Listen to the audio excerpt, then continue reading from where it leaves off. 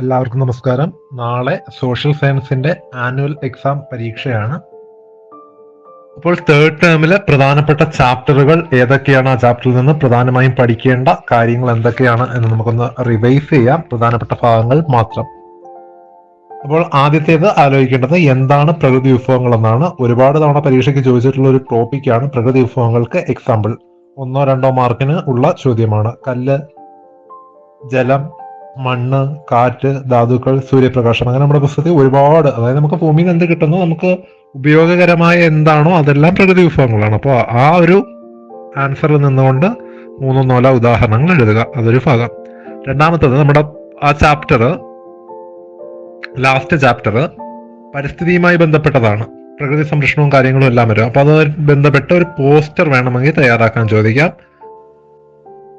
Poster അതിനോടൊപ്പം അത് സുസ്ഥിര വികസനം എന്ന് പറയുന്ന ആശയം, സുസ്ഥിര വികസനത്തിനായി എന്ത് ചെയ്യാൻ കഴിയും, അല്ലെങ്കിൽ റിസോഴ്സ് ഡിപ്ലീഷന്റെ കാരണങ്ങൾ എന്തെല്ലാം, അവ എങ്ങനെ പരിഹരിക്കാൻ കഴിയും, ഇതൊക്കെ തന്നെ ഉൾപ്പെടുത്തിയാണ് നമ്മൾ പോസ്റ്റർ തയ്യാറാക്കുന്നത്. അപ്പം പോസ്റ്ററോ അല്ലെങ്കിൽ ഈ രീതിയിൽ നമ്മൾ ഒരു പ്രശ്നത്തിനെ എങ്ങനെ പരിഹരിക്കാൻ പറ്റും, ഇപ്പോൾ വായു മലിനീകരണത്തിനെ എങ്ങനെ തടയാൻ പറ്റും, അല്ലെങ്കിൽ സുസ്ഥിര വികസനത്തിന് വേണ്ടി നമുക്ക് എന്ത് ചെയ്യാൻ പറ്റും, അങ്ങനെയുള്ള രീതിയിലുള്ള ചോദ്യങ്ങൾ പ്രതീക്ഷിക്കാം. അപ്പോൾ ഈ പുസ്തകത്തിൽ നമുക്ക് ഒരുപാട് പോയിന്റുകൾ പറഞ്ഞിട്ടുണ്ട്, നമ്മൾ ചെയ്യേണ്ട ഒരുപാട് കാര്യങ്ങൾ പറഞ്ഞിട്ടുണ്ട്.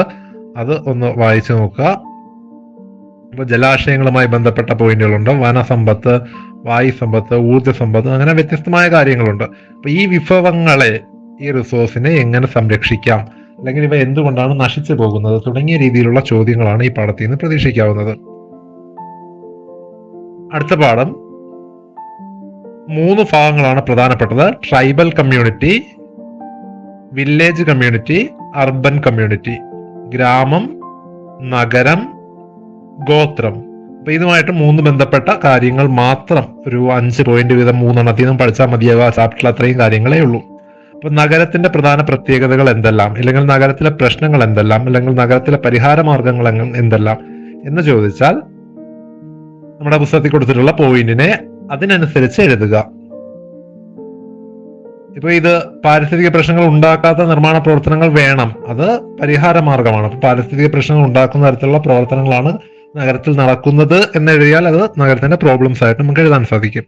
പിന്നെ ഗ്രാമത്തിന്റെ പ്രത്യേകതകൾ എന്ത്, അത് ഇതേപോലെ 2-3 പോയിന്റുകൾ. ഗോത്ര സമൂഹത്തിന്റെ പ്രത്യേകതകൾ എന്തെല്ലാം, അത് നമ്മുടെ പുസ്തകത്തിൽ കൊടുത്തിട്ടുണ്ട്. അപ്പൊ ഇതിലെല്ലാത്തിലും നിങ്ങളൊരു 3-4 പോയിന്റുകൾ വീതം എല്ലാ കാര്യങ്ങളും പഠിച്ചു വെച്ചിരുന്നാൽ ആ ചാപ്റ്ററും അവിടെ കഴിഞ്ഞു. പിന്നെ ഏറ്റവും പ്രധാനപ്പെട്ട ചാപ്റ്റർ 10ാമത്തെ ചാപ്റ്ററാണ്. ഡെമോക്രസി ആൻഡ് റൈറ്റ്സ് എന്ന് പറയുന്ന ചാപ്റ്ററിൽ ജനാധിപത്യ ഗവൺമെന്റിന്റെ പ്രത്യേകതകൾ, merits of democratic government, non democratic government, അത് രണ്ടും പഠിക്കുക. കുട്ടികളുടെ അവകാശങ്ങൾ അടുത്തൊരു ഇമ്പോർട്ടന്റ് ആയിട്ടുള്ള ടോപ്പിക്കാണ്. കുട്ടികളുടെ അവകാശങ്ങൾ എന്തെല്ലാം എന്ന് എഴുതാൻ ആലോചിക്കുക. പിന്നെ ഈ ടേബിൾ, അവകാശങ്ങൾ കടമകൾ എന്ന് പറയുന്ന ടേബിൾ, ഇത് കഴിഞ്ഞ വർഷത്തെ പരീക്ഷയ്ക്കും അതിന് മുമ്പത്തെ പരീക്ഷയ്ക്കും എല്ലാം ഒരുപാട് തവണ ചോദിച്ചിട്ടുള്ളതാണ്. അപ്പോൾ ഈ തരുന്നതിന് അതിനനുസരിച്ച് സ്വാതന്ത്ര്യം തന്നാൽ അവകാശം എഴുതണം, അവകാശങ്ങൾ തന്നാൽ കടമകൾ എഴുതണം, കടമകൾ തന്നാൽ അവകാശങ്ങൾ എഴുതണം, വൈസ് വേഴ്സ, ആ രീതിയിൽ എഴുതാൻ ശ്രമിക്കുക. 9ാമത്തെ ചാപ്റ്റർ മിഡീവൽ കേരളയാണ്. ഇത് നമ്മൾ ക്രിസ്മസ് എക്സാമിന് വേണ്ടി പഠിച്ചിട്ടുള്ള ഭാഗമാണ്. അതിലെ ഏറ്റവും പ്രധാനപ്പെട്ട ടോപ്പിക്ക് കലാരൂപങ്ങൾ ഏതൊക്കെയാണെന്ന് തിരിച്ചറിയുക. ക്ഷേത്രകലകൾ എന്നുള്ള രീതിയിൽ തരംതിരിക്കാൻ സാധിക്കുമെങ്കിൽ ആ രീതിയിലുള്ള പോയിന്റുകൾ പഠിച്ചു വെച്ചേക്കുക. പിന്നീട് ഈ ഒരു ട്രയാങ്കിൾ, അതിന്റെ ഫീച്ചേഴ്സ്, ഇത് പ്രധാനപ്പെട്ട കാര്യമാണ്. ഏറ്റവും മുകളിൽ രാജാവ്, ഏറ്റവും താഴെ കർഷകർ, ഇവരുടെ രണ്ടിനെയും അവസ്ഥ. ഇത് കഴിഞ്ഞ ക്രിസ്മസ് എക്സാമിന് ചോദിച്ചതാണ്, അതുകൊണ്ട് വീണ്ടും ചോദിക്കാനുള്ള ചാൻസ് കുറവാണ്. തൊട്ട് മുമ്പത്തെ പാഠത്തില് മധ്യകാല ചൈനയുടെ സംഭാവനകൾ, അറബികളുടെ സംഭാവനകൾ, ഇത് രണ്ടും വളരെ പ്രധാനപ്പെട്ടതാണ്. മധ്യകാല ചൈനയുടെയും അറബികളുടെ ഈ കൊടുത്തിരിക്കുന്ന പോയിന്റുകൾ നിങ്ങൾ അതേപോലെ അങ്ങ് പഠിച്ചാൽ മതി. നമ്മുടെ പുസ്തകത്തിലെ നട്ട്ഷെല്ലിൽ കൊടുത്തേക്കുന്ന മധ്യകാല ചൈനയുടെയും അറബികളുടെയും സംഭാവനകൾ പഠിച്ചാൽ മതിയാകും. തൊട്ട് മുമ്പത്തെ ചാപ്റ്ററിൽ ഇന്തോ ഇസ്ലാമിക് വാസ്തുവിദ്യാ ശൈലിയുമായി ബന്ധപ്പെട്ട അല്ലെങ്കിൽ രൂപങ്ങൾ